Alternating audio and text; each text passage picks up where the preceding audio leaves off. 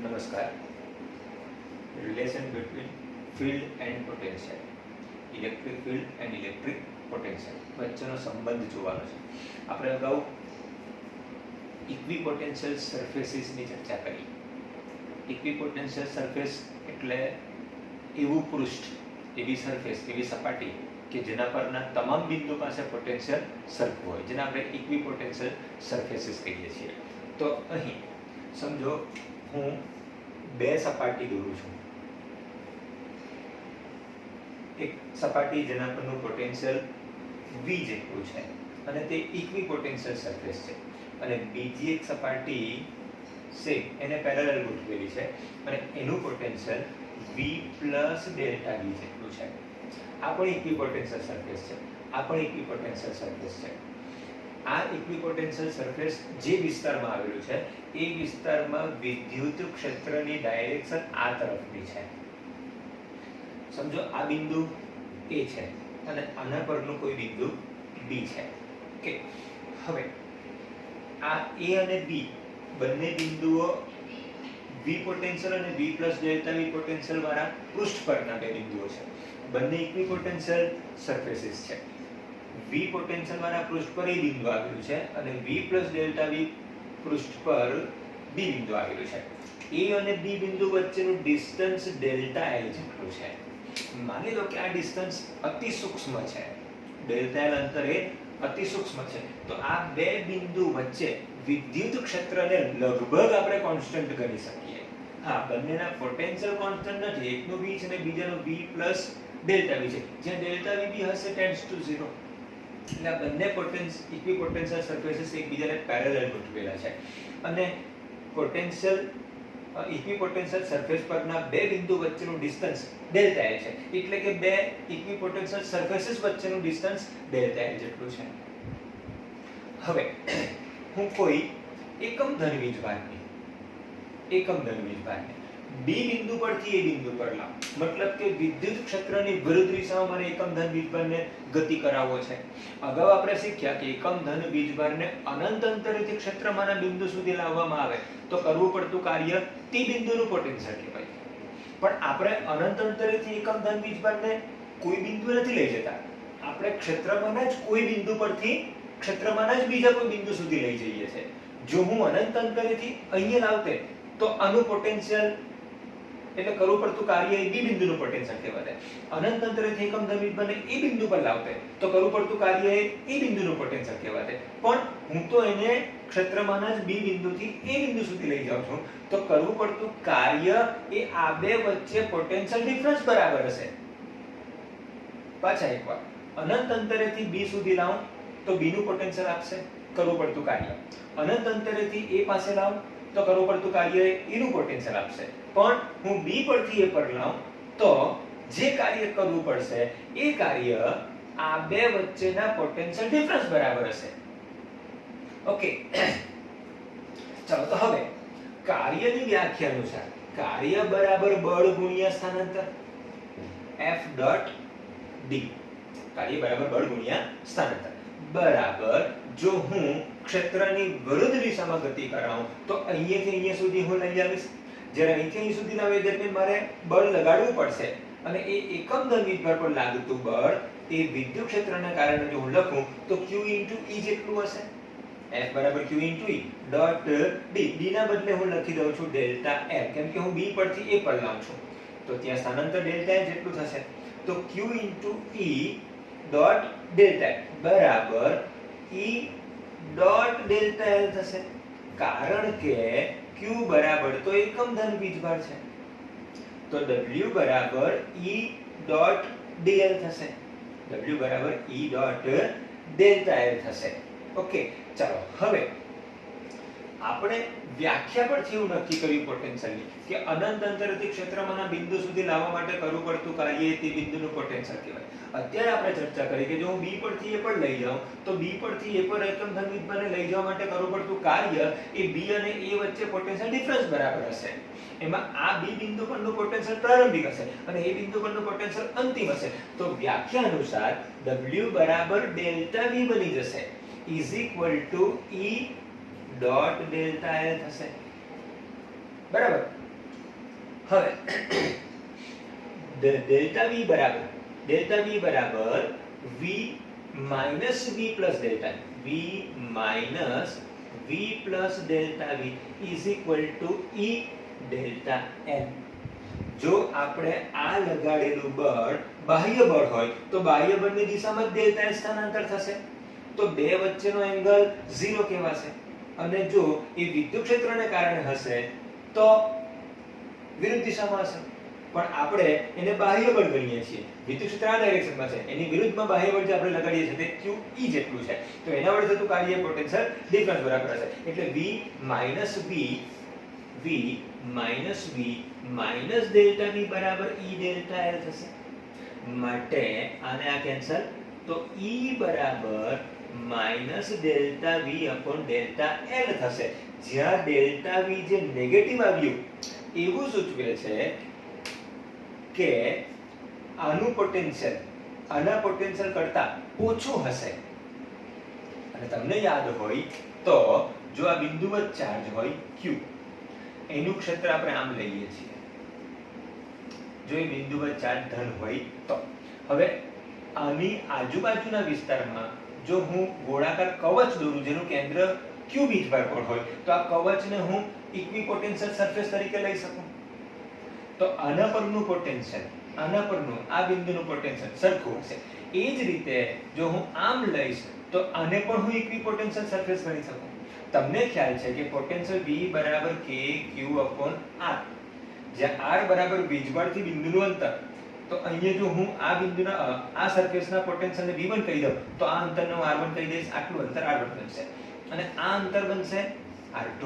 તો આનું પોટેન્શિયલ હું લખીશ v2 બરાબર k q upon r2. તમને ખ્યાલ છે કે r2 is greater than r1 છે, તો સ્વાભાવિક છે કે v1 is greater than v2 હશે.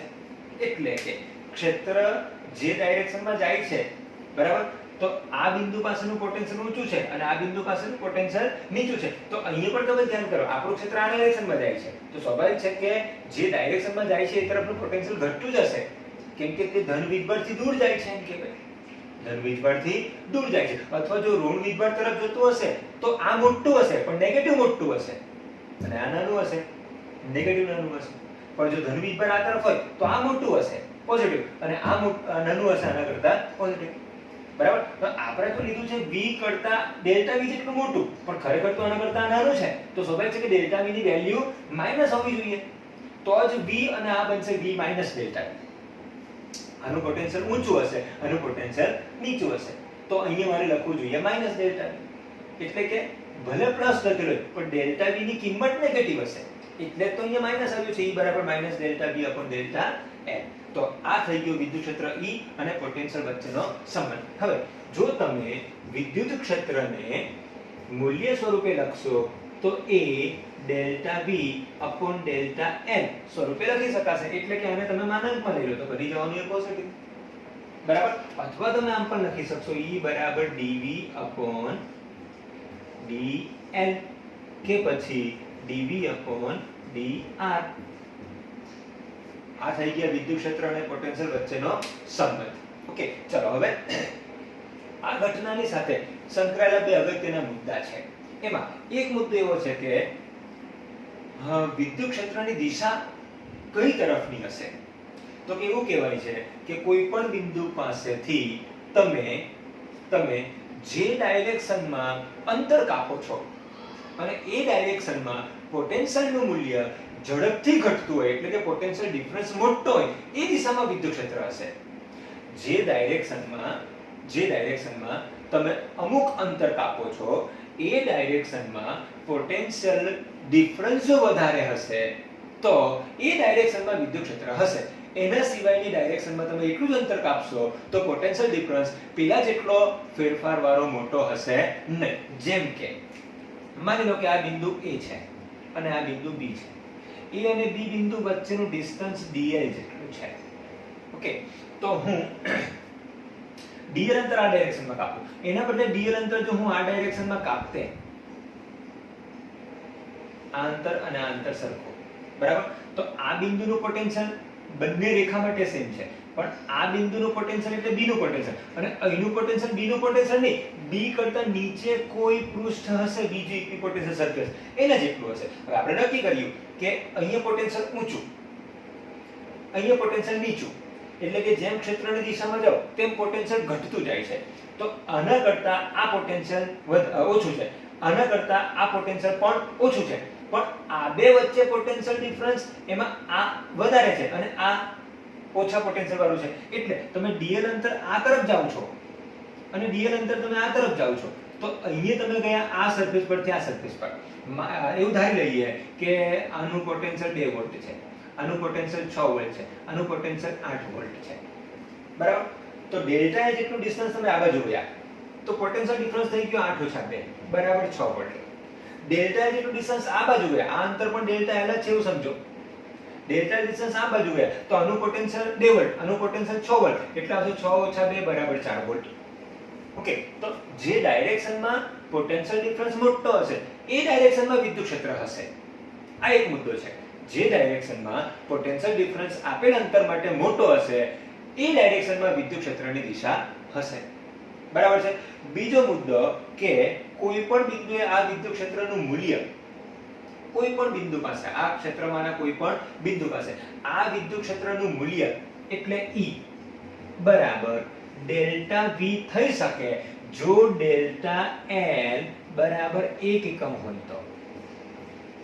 એટલે કે એકમ અંતર દીઠ પોટેન્શિયલ ડિફરન્સ એટલે જ વિદ્યુત ક્ષેત્રનું મૂલ્ય. આ ઇક્વેશન છે E બરાબર delta V upon delta L, તો એમાંથી હું ડેલ્ટા L બરાબર એકમ લઈ લઉં તો E બરાબર સીધું ડેલ્ટા V થઈ જવાનું. એટલે કે આપેલ ક્ષેત્રમાં વિદ્યુત ક્ષેત્રનું મૂલ્ય એકમ અંતર દીઠ પોટેન્શિયલ ડિફરન્સ બરાબર હશે. એકમ અંતર દીઠ પોટેન્શિયલ ડિફરન્સ બરાબર વિદ્યુત ક્ષેત્રનું મૂલ્ય હશે. આ બે મુદ્દાની ચર્ચા આ ટોપિક સાથે આપણે કરવાની હતી. ઓકે, જોઈએ હવે વિદ્યુત ભારોના તંત્રની સ્થિતિ ઊર્જા.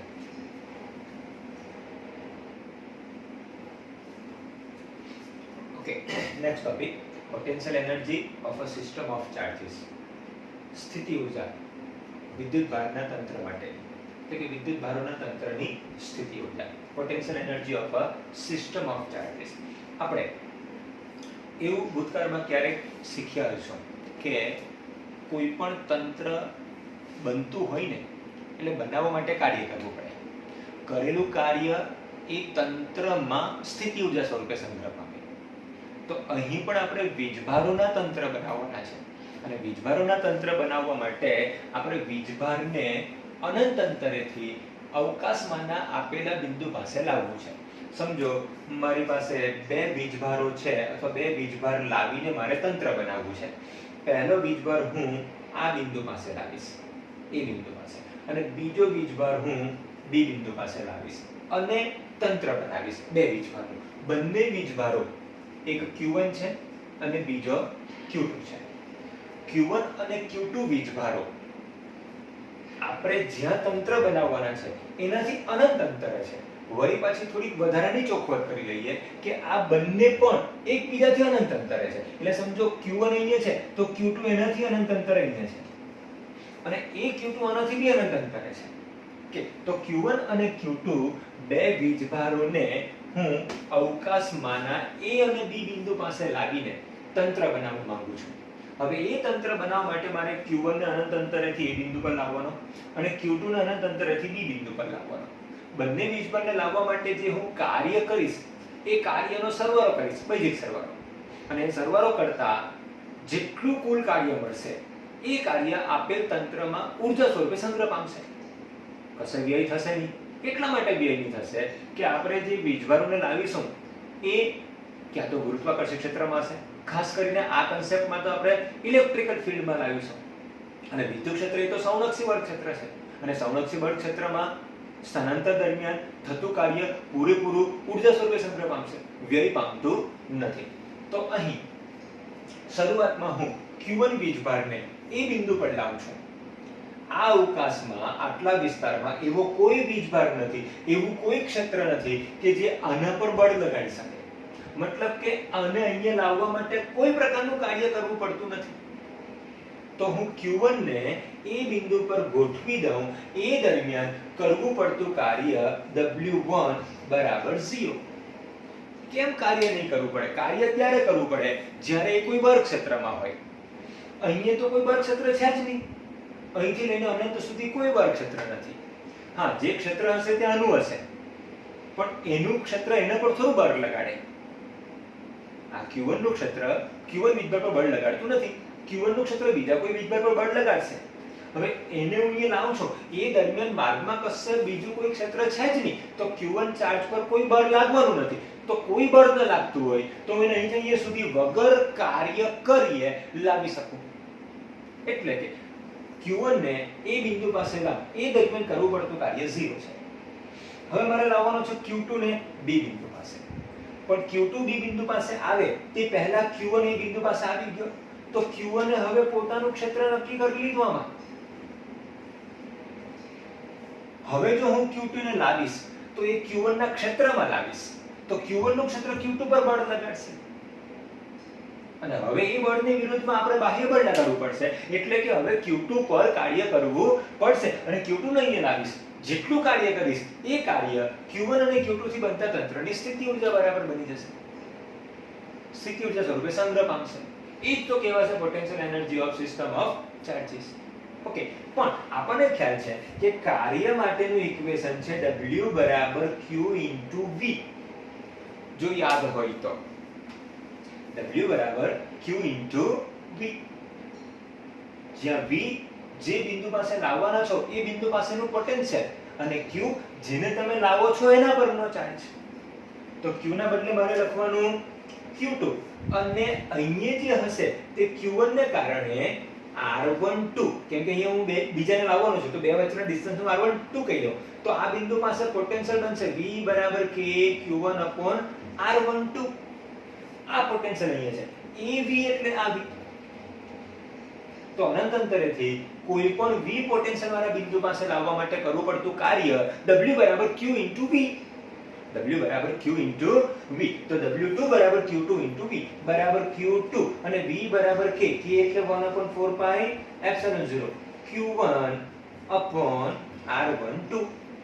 Q1 upon R12 એટલે કે 1/4 pi epsilon 0 Q1 Q2 upon R12. આ W2 થશે. હવે કુલ કાર્ય W બરાબર W1 + W2 બરાબર W1 તો 0 જ છે, તો W2 બરાબર આવશે 1/4 pi epsilon 0 Q1 Q2 upon R12. અને આ કરેલું કાર્ય એ જ તો તંત્રની સ્થિતિ ઊર્જા સ્વરૂપે સંગ્રહ પામશે. તો આને કહીશું પહેલા અને બીજા વીજભારથી બનેલા તંત્રની સ્થિતિ ઊર્જા. તો U12 બરાબર 1/4 pi epsilon 0 Q1 Q2 upon R12. આ એક તંત્ર થઈ ગયું. હવે હું એ જ રીતે બીજું એક તંત્ર પસંદ કરું છું જેમાં 3 વીજભારો છે, બરાબર. પણ તે પહેલા થોડુંક સામાન્ય ડિસ્કશન આના માટે કરી લઈએ. શું આ બંને વીજભારો પોઝિટિવ જ હોવા જોઈએ? એટલે કે શું Q1 Q2 ગ્રેટર ધેન 0 હોય, એટલે કે સજાતીય હોય? જો બંને નેગેટિવ હોય તો પણ Q1 Q2 ગ્રેટર ધેન 0 હશે. બંને પોઝિટિવ હોય તો પણ Q1 Q2 0 હશે. નેગેટિવ હોય તો પણ Q1 Q2 ગ્રેટર ધેન 0 હશે. પણ આ જે ઇક્વેશન આપણે બનાવ્યું, સમજી લો કે બંને પોઝિટિવ છે, તો આ ઇક્વેશન આવશે. એમાં થોડી ચોખવટ એવી કરી લઈએ કે હું પહેલા Q1 ને અહીંયા લાવ્યો અને પછી Q2 ને આ B બિંદુ પર લાવ્યો. એના બદલે જો હું Q2 ને પહેલા B બિંદુ પર લાવતે અને પછી Q1 ને A બિંદુ પર લાવતે તો આ જ ઇક્વેશન આવતે. એમાં કોઈ ફરક પડતે નહીં, ઇક્વેશન સરખું જ રહેશે. એટલે કે તમે Q1 Q2 ને કઈ રીતે લાવો છો, વળી પાછું Q1 Q2 ને કયા માર્ગે લાવો છો, માર્ગ પર બી આધાર નહીં રાખશે. આપણને ખ્યાલ છે કે સંવર્તી બળ ક્ષેત્રમાં કરેલું કાર્ય માર્ગ પર આધાર રાખતું નથી, એ તો પ્રારંભિક અને અંતિમ બિંદુ પર જ આધાર રાખશે. એટલે કયા માર્ગે લાવો છો, કઈ રીતે લાવો છો, પહેલા Q1 ને લાવો છો કે પહેલા Q2 ને લાવો છો, એના પર આધાર રાખતું નથી. ઇક્વેશન તો આ જ આવવાનું છે U12 બરાબર 1/4 pi epsilon 0 Q1 Q2 upon R12, જ્યાં R12 બરાબર Q1 અને Q2 વચ્ચેનું ડિસ્ટન્સ છે. ઓકે, હવે Q1 Q2 ગ્રેટર ધેન 0 હોય તો આ ઇક્વેશન રહેશે. બેમાંથી એક નેગેટિવ હશે અને બીજો પોઝિટિવ હશે, મતલબ કે બેનો ગુણાકાર બનશે લેસ ધેન 0 એટલે બંને વચ્ચે આકર્ષણ થશે. અરે આકર્ષણ થાય કે અપાકર્ષણ થાય, સ્થિતિ ઊર્જા તો હશે જ, બરાબર. જો અપાકર્ષણ થાય એટલે સજાતીય હોય તો આ પોટેન્શિયલ એનર્જી પોઝિટિવ આવશે, અને જો વિજાતીય હોય તો પોટેન્શિયલ એનર્જી નેગેટિવ આવશે. કેમ કે બેમાંથી એક વીજભારના બદલે તમારે માઈનસ મૂકવાનું, તો આ ઇક્વેશન બની જવાનું નેગેટિવ. ધારી લો કે Q1 પોઝિટિવ છે પણ Q2 નેગેટિવ છે, તો Q1 Q2 લેસ ધેન 0 થવાનું. તો Q2 ના બદલે નેગેટિવ મૂકો તો પોટેન્શિયલ એનર્જી નેગેટિવ થઈ જશે. એટલે સ્થિતિ ઊર્જા ધન હશે જો સજાતીય હોય તો, સ્થિતિ ઊર્જા ઋણ બનશે જો વિજાતીય હોય તો. ચાલો ત્યાર પછી બે ના બદલે હવે હું 3 વીજભારોથી બનેલા તંત્રની વાત કરું. આનાથી આપણે અલગ તંત્ર લઈએ. 3 વીજભારોનું તંત્ર, એની પોટેન્શિયલ એનર્જી કેટલી બનશે? તો કે સમજો પહેલા હું આ A બિંદુ પાસે Q1 ચાર્જને લાવીશ, B બિંદુ પાસે Q2 ચાર્જને લાવીશ અને C બિંદુ પાસે Q3 ચાર્જને લાવીશ. ત્રણેય ચાર્જ ગોઠવાયેલા છે અનંત અંતરે અને એકબીજાથી પણ અનંત અંતરે. તો પહેલા હું Q1 ને A બિંદુ પાસે લઈ આવું છું. અગાઉ ચર્ચા કરી એ પ્રમાણે અહીંયા કોઈ પ્રકારનું ક્ષેત્ર નથી, તો Q1 ને લાવવા માટે કરવું પડતું કાર્ય W1 0. Q1 ને લાવવા માટે કરવું પડતું કાર્ય 0 છે. હવે Q1 પોતાનું ક્ષેત્ર નક્કી કરી દેશે. તો આ બિંદુ પાસે Q1 ને કારણે પોટેન્શિયલ માની લો કે આ બે વચ્ચેનું અંતર R12 છે, તો Q1 ને કારણે R2 ડિસ્ટન્સ રહેલા કોઈ બિંદુ પાસે પોટેન્શિયલ V1 હોય તો V1 at R2 એવું માની લો કે ઉગમ બિંદુનું અંતર R1 છે, ઉગમ બિંદુનું અંતર R2 છે, ઉગમ બિંદુનું અંતર R3 છે, હે ને? તો આ બે વચ્ચેનું અંતર છે R12, પણ અહીંથી સુધીનું અંતર R1, અહીંથી સુધીનું અંતર R2. તો એવું ધારી લો કે આ બિંદુ B બિંદુ પાસે પોટેન્શિયલ V1 જેટલું છે, જે પહેલાને કારણે ઉત્પન્ન થયું, અને તે પોટેન્શિયલ R2 ડિસ્ટન્સ આવેલા બિંદુ પાસે છે. તો હું લખી દઉં છું VR2 is equal to Q1 ચાર્જને કારણે R12 ડિસ્ટન્સ પોટેન્શિયલ એટલે કે Q1 upon R12 એટલે કે 1/4 pi epsilon 0 Q1 upon R12 આટલું પોટેન્શિયલ. હવે આટલા પોટેન્શિયલ વાળા બિંદુ પાસે મારે લાવવાનો છે Q2 ચાર્જને.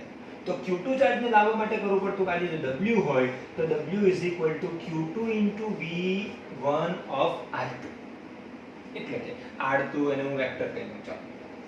તો R2 સ્થાન સદિશ ધરાવતા બિંદુ પાસે હું Q2 ને લાવું છું, તો R2 સ્થાન સદિશ ધરાવતા બિંદુ પાસે એકને કારણે પોટેન્શિયલ V1 છે, તો કરવું પડતું કાર્ય બરાબર Q2 અને V1 એટલે 1/4 pi epsilon 0 Q1 upon R12 માટે W is equal to 1/4 pi epsilon 0 Q1 Q2 upon R12 આટલું કાર્ય થાય.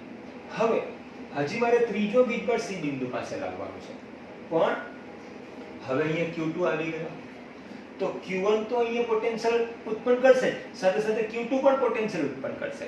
એટલે C બિંદુ પાસેનું પોટેન્શિયલ બેને કારણે હશે. પહેલાને કારણે હશે V1 at R3 અને પ્લસ બીજાને કારણે હશે V2 at R3 અને એ જ કહેવાશે V at R3, જે આ બંનેને કારણે રચાતા પોટેન્શિયલના સરવાળા બરાબર હશે. અને એ પોટેન્શિયલ કેટલું? V at R3 is equal to V1 આને કારણે અહીંયા હવે માની લો કે આ બે વચ્ચેનું ડિસ્ટન્સ R13 છે, 1 અને 3 વચ્ચે. આ બે વચ્ચેનું ડિસ્ટન્સ R23 છે. તો અહીંયાથી અહીંયા સુધીના ડિસ્ટન્સ માટે આનું પોટેન્શિયલ અહીંયા કેટલું હશે? તો કે એ હશે K Q1 upon R13 અને Q2 ના કારણે આ બિંદુ પાસે પોટેન્શિયલ કેટલું હશે? તો કે K Q2 upon R23 બરાબર. આટલો પોટેન્શિયલ આ બિંદુ પાસે હશે. હવે એ બિંદુ પાસે મારે લાવવાનો છે Q3 ચાર્જને. તો કરવું પડતું કાર્ય W3 is equal to Q3 into V at R3 Q3 into V at R3 માટે W3 બરાબર Q3 V at R3 એટલે આ લખવાનું K Q1 upon R13 plus K Q2 upon R23 is equal to બનશે 1/4 પાઈ epsilon 0 અને આની સાથે ગુણી કાઢો તો આવશે q1 q3 upon r13 plus k ના બદલે ફરી પાછું 1/4 પાઈ એપ્સિલોન 0 q3 ને અહીંયા ગુણી કાઢો તો આવશે q2 q3 upon r23 આ કાર્ય w3 બનશે. હવે તંત્ર બની ગયું ત્રણ વીજભારોને આ બિંદુ પાસે ગોઠવીને. તો એના માટે કરવા પડતા કાર્ય w1 w2 અને w3 છે. તો તંત્રને બનાવવા માટે કરવું પડતું કુલ કાર્ય કેટલું? તો કે w is equal to w1 plus w2 plus w3. આમ મારે ત્રણ કાર્યનો સરવાળો કરવાનો છે, બરાબર? હવે ત્રણેય કાર્યના સરવાળાને લખીએ તો લખાશે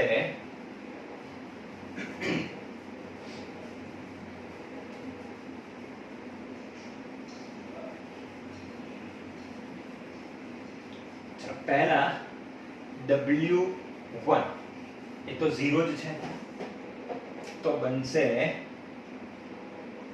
w is equal to w1 એટલે 0 પ્લસ w2 એટલે 1/4 પાઈ epsilon 0 q1 q2 upon r12 અને પ્લસ w3 એટલે બે પદ વાળું છે 1/4 પાઈ epsilon 0 q1 q3 upon r13 plus 1/4 pi epsilon 0 q2 q3 upon r23 ને કુલ કાર્ય કરેલું કાર્ય એ જ પોટેન્શિયલ એનર્જી કહેવાશે. તો u is equal to જરા ધ્યાન કરજો આમાં બે કયા વીજભારો છે q1 અને q2.